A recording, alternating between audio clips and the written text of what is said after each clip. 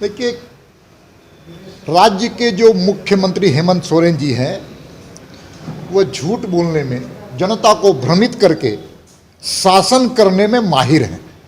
और हम कह सकते हैं कि भारत के सबसे झूठ बोलने वाला अगर कोई सरकार है तो हेमंत सोरेन की सरकार है। केंद्र सरकार के पैसे आ रहे हैं, पैसे खर्च हो रहे हैं, लेकिन यूटिलाइजेशन सर्टिफिकेट, जिसको उपयोगिता प्रमाण पत्र दिल्ली में भेजा जाना चाहिए था, वो भेजा नहीं जाता है।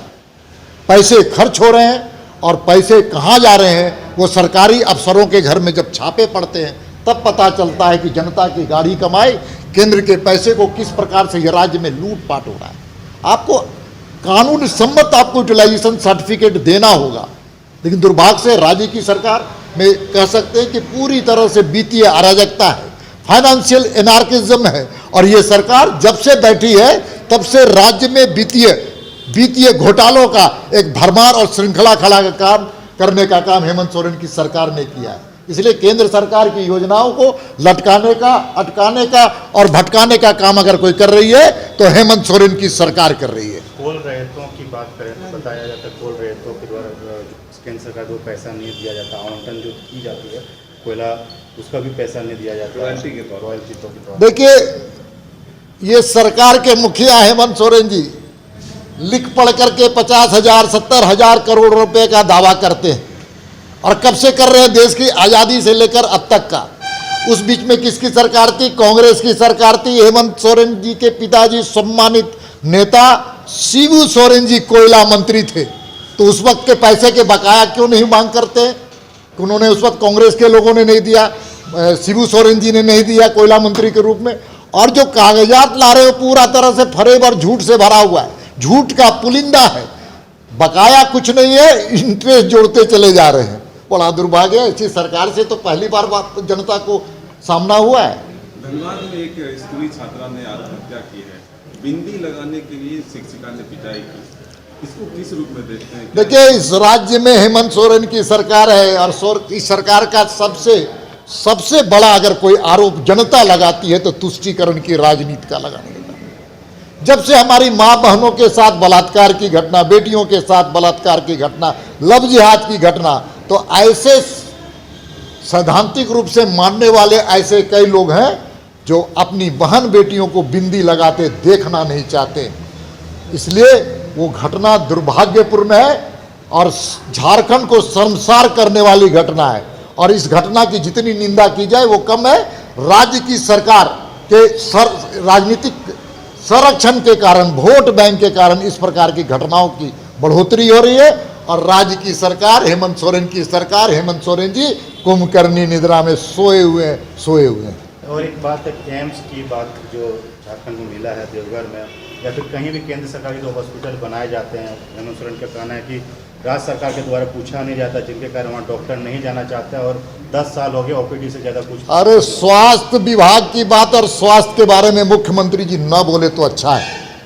झारखंड की जनता जानती कि कोरोना के कालखंड में किस प्रकार से इनके स्वास्थ्य मंत्रालय, इनके स्वास्थ्य विभाग काम कर रहे थे।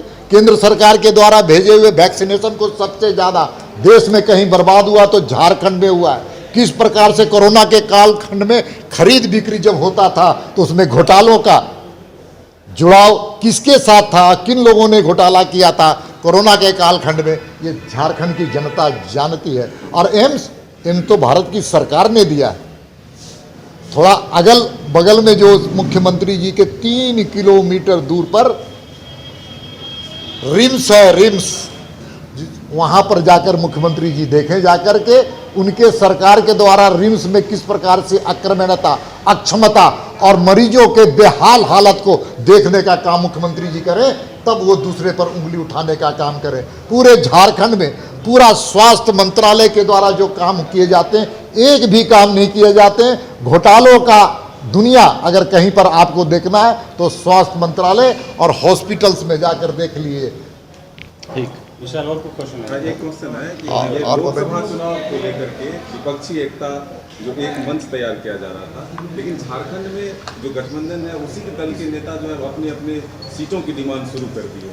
आप देखते जाइए, समय का इंतजार कीजिए। पटना में कुछ विपक्षी दल बेंग की तरह टर टर आवाज लगा रहे थे, लेकिन अब जब बेंगलोर में जब अगला बैठक होने जा रहा है तो कई विपक्षी दलों के अपने अपने एजेंडे हैं, अपने अपने दल के नेताओं के प्रधानमंत्री के लिस्ट में नाम है। इसलिए पहला तो ये है कि बारात तो सज रहा है लेकिन दुल्हा भी गायब है, दुल्हा कहीं दिख नहीं रहा है, और बिना दुल्हा का बारात नहीं लड़की के घर में तय किया जा रहा है दीपक, कहीं दूल्हा नहीं दिखेगा, और मोदी जी के सामने कोई है ही नहीं। अगला 2024 का चुनाव जब होगा तो आप मान के चलिए, पिछले बार 303 सीट भारतीय जनता पार्टी के नेतृत्व में एनडीए गठबंधन लाई थी, और इस बार 350 पार नजर आएगा। और इन लोगों को तो सच में जनता के दरवाजे से खाली हाथ लौटना पड़ेगा। धनबाद से एक खबर और आई, आरएसएस कार्यकर्ता की गोली मारकर हत्या कर दी, गौ तस्करी को रोकते थे। देखिए, बड़ा दुर्भाग्य है, मैं बार बार कहता हूं, ये सरकार जब से आई है बांग्लादेशी घुसपैठियों का बड़ा जबरदस्त एक संख्या झारखंड में आकर के एक आर्थिक शोषण करने का एक माध्यम बना है। साथ साथ बांग्लादेशी घुसपैठियों को वोट बैंक की तरह ये सरकार उपयोग कर रही है, और उन घुसपैठियों के कारण राज्य में कानून व्यवस्था चौपट हो रहा है, और राजनीतिक इतनी ज़्यादा वहाँ पर बिगड़ी है झारखंड संथाल परगना में खासकर, जिसके कारण इस प्रकार की घटनाएं घट रही हैं। केंद्र सरकार का भी तो अरे केंद्र सरकार रोक रही है, लेकिन ये अंधेरे का लाभ उठा करके राजनीतिक संरक्षण से गर्दनिया पासपोर्ट के माध्यम से लाने का काम कर रही है राज्य की सरकार, और उनको नाम वोटर लिस्ट में चढ़ाने का काम वहां के विधायक करने का काम कर रहे हैं, पाकुड़ के विधायक। ठीक है, उम्मीदवार नहीं था, इसलिए उम्मीदवार को मंत्री बना करके चुनाव लड़ाने का काम किया। इसका सीधा अर्थ है कि अपने उम्मीदवार की लोकप्रियता पर उनको संशय था, और साथ ही साथ सरकारी मशीनरी का दुरुपयोग करने का उनका अपना इतिहास रहा है। मंत्री के माध्यम से कुछ ऐसे काम अभी से करना चाहेंगे जिससे सरकारी मशीनरी का दुरुपयोग प्रतीत होगा, और उसका लाभ वो चुनाव में उठाना चाहते हैं। लेकिन जहाँ तक भारतीय जनता पार्टी और आजसू का सवाल है, हम मिलकर के बैठेंगे, विचार करेंगे, विमर्श करेंगे, एक रास्ता निकालेंगे, और रामगढ़ की इतिहास को डुमरी में भी हम लोग दोहराने का काम कीजिएगा। कमल रहेगा, चाहे एनडीए कोई आजसू का उम्मीदवार रहेगा, लेकिन वो एनडीए गठबंधन का उम्मीदवार होगा। अच्छा, आपको राष्ट्रीय कार्य समिति में जगह मिली, बाबूलाल मरांडी नए प्रदेश अध्यक्ष बने, लेकिन यहाँ जो सत्ता पक्ष के लोग हैं उनका कहना है कि 2019 में जो इतिहास दोहराया गया है 2024 में वही इतिहास दोहराया जाएगा, कोई फर्क नहीं पड़ता है हम लोगों को। देखिए, जो लोग इस प्रकार की बातें कह रही हैं, हल्की बात कह रहे हैं, इसका मतलब है जनता की नब्ज को नहीं समझ पा रहे हैं, अपने कुकर्मों को देखने का काम नहीं कर रहे हैं। जिस प्रकार से नौजवानों के आत्मा के साथ प्रहार करते हुए बेरोजगारी की दर को बढ़ाने का काम किया, यहाँ पर कानून व्यवस्था को चौपट करने का काम किया, और मैं दूसरे शब्दों में कहूँ तो झारखंड में जंगल राज है, ये जंगल राज, और विकास की शून्यता इस प्रदेश को बहुत खतरे में डालने का काम किया। न सड़क, न बिजली, न शिक्षा, न चिकित्सा, और कानून व्यवस्था तो ऐसा कि लचर की हमारी बहनों के साथ बलात्कार की घटना पूरे देश में सबसे ज़्यादा अगर कहीं घट रही है तो इसी प्रदेश में घट रही है।